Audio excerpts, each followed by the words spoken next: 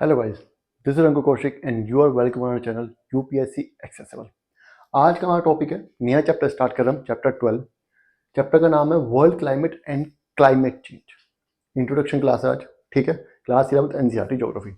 अब देखो, टॉपिक का नाम पढ़ के आपको पता चल गया होगा कि इसमें दो चैप्टर, दो पार्ट्स हैं। पहला हमारा वर्ल्ड क्लाइमेट, इसमें हमें वर्ल्ड क्लाइमेट के बारे में पता करना है कि दुनिया में कौन सी जगह पे किस तरीके का क्लाइमेट मिलता है। दूसरा पार्ट है हमारा क्लाइमेट चेंज। अब वर्ल्ड क्लाइमेट तो हमने पढ़ लिया, लेकिन हमें ये भी पता है कि ग्लोबल वार्मिंग चल रही है आजकल, चल रही है ना। तो उसको हम क्लाइमेट चेंज बोलते हैं कि जो जनरल जो क्लाइमेट है उससे उसमें थोड़ा सा चेंज आ गया है, ठीक है। उसको हम ग्लोबल वार्मिंग बोलते हैं। क्यों? क्योंकि टेम्परेचर जो है वो थोड़ा सा बढ़ने लगा है, जनरल एवरेज टेम्परेचर, ठीक है। तो हमें क्लाइमेट चेंज के बारे में पढ़ना है। क्लाइमेट चेंज क्यों होता है, कैसे होता है, क्या इसका इम्पैक्ट होता है ह्यूमंस पे।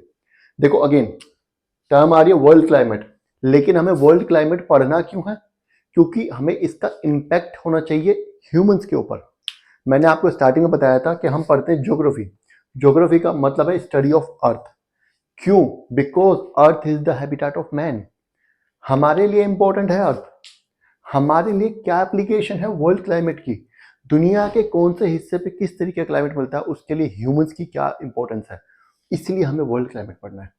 अमेरिका में आज बारिश हुई या नहीं हुई है, मुझे उससे क्या मतलब है वहां पे वेजिटेशन कैसा है, वहां पे लोगों की लाइफ कैसी है, ठीक है। अगर वहां पे जो कंडीशंस है, ऐसे कोई कंडीशन वाला प्लेस इंडिया में भी तो हो सकता है।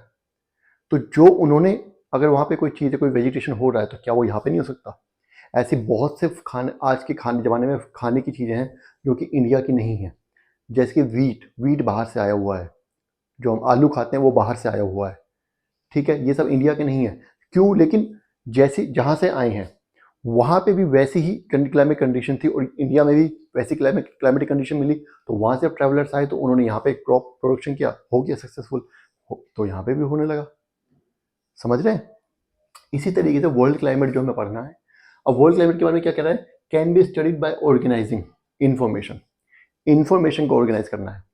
And data on climate, climate के ऊपर जो हमारे पास इंफॉर्मेशन है उसको ऑर्गेनाइज करना है। और डेटा जैसे कि हाइट्स ऊपर जाएंगे तो टेम्परेचर कम होता है, इसका मतलब जो भी एलिवेटेड प्लेसेस हैं, जो भी प्लेसेस ऊंचाई पे हैं, वहाँ पे टेम्परेचर कम होगा। जनरली रेनफॉल जो इक्वेटर से ज़्यादा रहती है, पोल्स की तरफ कम होती है, ये भी हमें पता है। लेकिन बीच में कुछ प्लेसेस ऐसे भी हैं जो मान लीजिए इस रीजन में है, लेकिन यहाँ पे रेनफॉल बहुत ज़्यादा हो रही है। क्यों हो रही है वो हमें पता करना है ना। Synthesising them in smaller units, और उन सब डेटा को छोटे छोटे यूनिट्स में कर लिया। जैसे इंसोलेशन ज़्यादा वाले प्लेसेस हैं, यहाँ पे ठंड कितना टेम्परेचर रहता है, कितनी रेनफॉल होती है, इस तरीके से हमने उनको छोटे छोटे यूनिट्स में उसको ऑर्गेनाइज कर सिंथेसाइज कर लेंगे for easy understanding, description and analysis. किस लिए? ताकि हमें समझ आ जाए कि मान लीजिए हमने इक्वेटर को, हमने अर्थ को ही डिवाइड कर लिया जनरली, ये हमारी अर्थ है, ये इक्वेटोरियल रीजन है, तो हमने ये कर लिया इक्वेटोरियल रीजन है तो यहाँ पे जनरली टेम्परेचर ज़्यादा रहता है, रेनफॉल भी ज़्यादा होती है। ये पोलर रीजन है, यहाँ पे टेम्परेचर बहुत कम रहता है और रेनफॉल भी कम होती है। बीच में इंटरमीडिएट जोन्स हैं, ट्रॉपिक्स में टेम्परेचर ज़्यादा रहता है, रेनफॉल भी रहती है, लेकिन इक्वेटर से कम रहती है। टेम्परेट रीजन में टेम्परेचर भी कम रहता है, रेनफॉल भी कम ही रहती है, जनरली इक्वेटर से कम ही होती है, और अलग अलग प्लेसेस पर अलग अलग तरीके से होती है, ठीक है। ये हमें पता ही है, हर लेटीट्यूड पे हमें पता है। तो हमने इसको स्मॉलर यूनिट्स में इसको ऑर्गेनाइज कर लिया ताकि हम समझ सकें। लेकिन बात यहीं खत्म नहीं रहती है, कुछ और भी चीज़ें हैं। जैसे कि हमारे वेस्ट में आप बार बार एग्जांपल आ जाएगा हमारा वेस्टर्न घाट्स के बारे में। वेस्टर्न घाट्स ट्रॉपिक्स में पड़ता है, लेकिन वहाँ पे इक्वेटोरियल रेन फॉरेस्ट मिलते हैं। इक्वेटोरियल रेन फॉरेस्ट का मतलब वो पेड़, वो जंगल जो कि इक्वेटर पर मिलते हैं, जहाँ पे कि पूरा साल इंसुलेशन होती है, पूरा साल गर्मी पड़ती है और पूरा साल बारिश होती है, 200 मीटर सेंटीमीटर ज़्यादा। लेकिन उतनी ही बारिश और उतना ही टेम्परेचर अगर उनको ट्रॉपिक्स में किसी जगह पे मिल रहा है तो वहाँ पे भी इक्वेटोरियल रेन फॉरेस्ट हो सकते हैं, जो कि वेस्टर्न घाट्स में है हमारे, है ना। तो ऐसा नहीं कि ये पैटर्न जनरली ये पैटर्न ही चलेगा, बीच बीच में एक्सेप्शंस भी होते हैं, ठीक है। अभी क्या कह रहा है? The broad approaches have been adopted for classifying climate. Classifying sorry, 3 broad approaches. Climate को क्लासीफाई करने के लिए 3 ब्रॉड अप्रोचेस हैं। सबसे पहली हमारी है एम्पिरिकल क्लासिफिकेशन। एम्पिरिकल क्लासिफिकेशन का मतलब कुछ नहीं है, पर्टिकुलर डेटा को ऑर्गेनाइज करना है on the basis of temperature and precipitation. ध्यान रखना, दो इंपॉर्टेंट चीजें क्लाइमेट को डिफाइन करने के लिए, टेम्परेचर एंड प्रेसिपिटेशन। सिर्फ टेम्परेचर से आप नहीं कर सकते, सिर्फ प्रेसिपिटेशन से भी नहीं कर सकते। ऐसी भी जगह है जहां पे माइनस में टेम्परेचर जाता है या जीरो के आसपास या जीरो से नीचे टेम्परेचर जाता है, ठीक है, जहां पे कि बर्फ बहुत ज़्यादा पड़ती है, जैसे कि हिमालय के जो रीजन्स हैं, ग्लेशियर रीजन्स हैं, अंटार्कटिका में, अलास्का में, कनाडा के बहुत सारे रीजन्स हैं ऐसे जहाँ पे टेम्परेचर बहुत कम रहता है, रशिया के रीजन्स हैं, एक जगह -40 शायद टेम्परेचर चला जाता है। ऐसे रीजन्स में क्या है कि टेम्परेचर बहुत कम होता है, बारिश भी कम होती है, बारिश का मतलब प्रेसिपिटेशन, स्नोफॉल। लेकिन ऐसे भी रीजन्स हैं जहाँ पे टेम्परेचर तो कम जाता है लेकिन स्नोफॉल मतलब जो प्रेसिपिटेशन है वो ना के बराबर 10 सेंटीमीटर से भी कम होती है साल में, जैसे कि हमारा लेह लद्दाख, ये कोल्ड डेजर्ट है हमारा। कोल्ड डेजर्ट का मतलब यहाँ पे टेम्परेचर तो जनरली कम रहता है, ठंड रहती है, लेकिन यहाँ पे बारिश नहीं होती, स्नोफॉल नहीं होता है ना। तो दोनों ही कोल्ड है, ये भी कोल्ड है, अलास्का भी कोल्ड है, लेकिन अलास्का में प्रेसिपिटेशन ज़्यादा है तो वहाँ बर्फ होती है, यहाँ पे प्रेसिपिटेशन बिल्कुल भी नहीं है।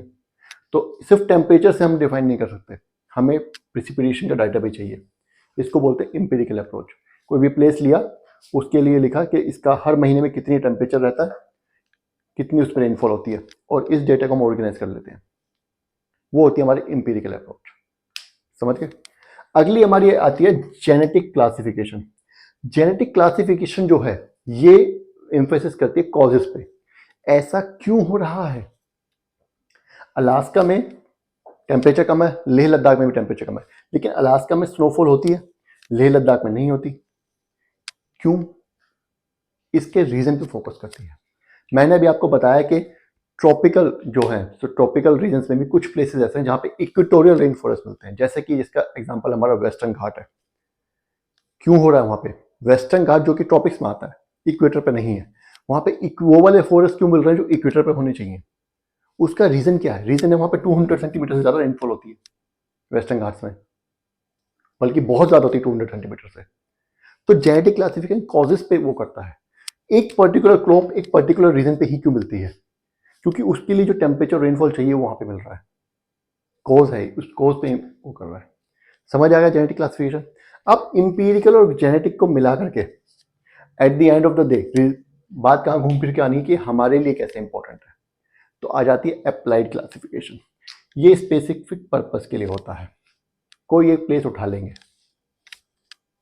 उस प्लेस पे टेम्परेचर इतना है, रेनफॉल इतनी है, तो यहाँ का क्लाइमेट ऐसा होगा, क्लाइमेट ऐसा होगा तो वेजिटेशन ऐसा होगा, वेजिटेशन भी टेम्परेचर और रेनफॉल पे डिपेंड करता है। या उल्टा कर लो कि अगर यहाँ पे वेजिटेशन ये है तो इसका मतलब यहाँ पे रेनफॉल इतने से इतनी होती है और क्लाइमेट इतने से इतना रहता है।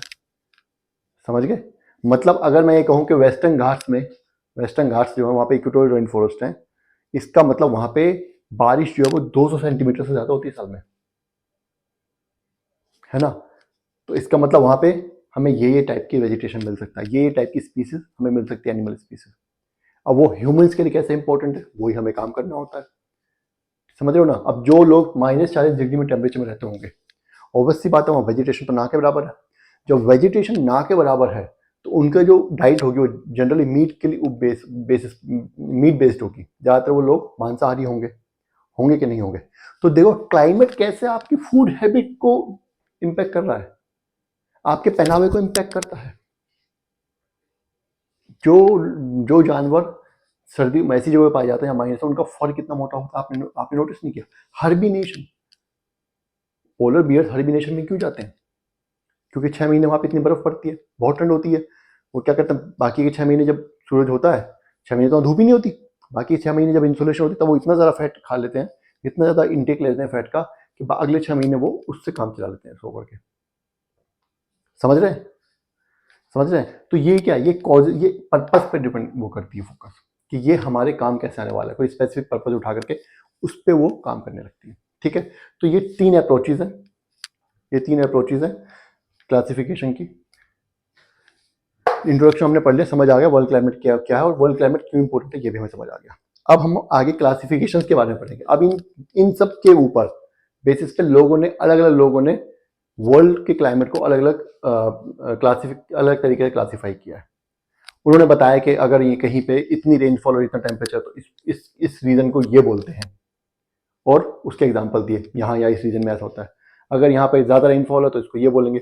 कुछ रीजन्स ऐसे होते हैं जहाँ पे टेम्परेचर पूरे साल ज़्यादा रहता है, पूरे साल रेनफॉल होती है। कुछ रीजन्स ऐसे होते हैं जहाँ पे सर्दियों में रेनफॉल होती है, गर्मियों में रेनफॉल नहीं होती। कुछ रीजन्स ऐसे होते हैं जहाँ पे गर्मियों में ज़्यादा रेनफॉल होती है, सर्दियों में कम होती है।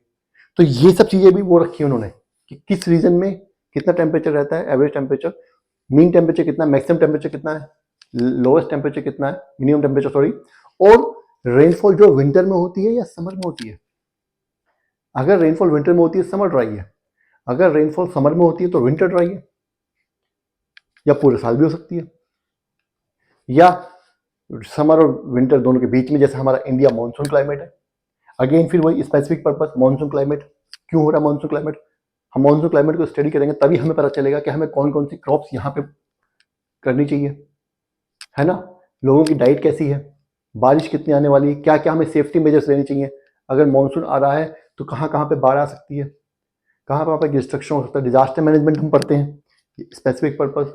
तो सब कुछ रिलेटेड है, मैन के लिए ही है, हमारे लिए कैसे काम आ सकता है, ठीक है।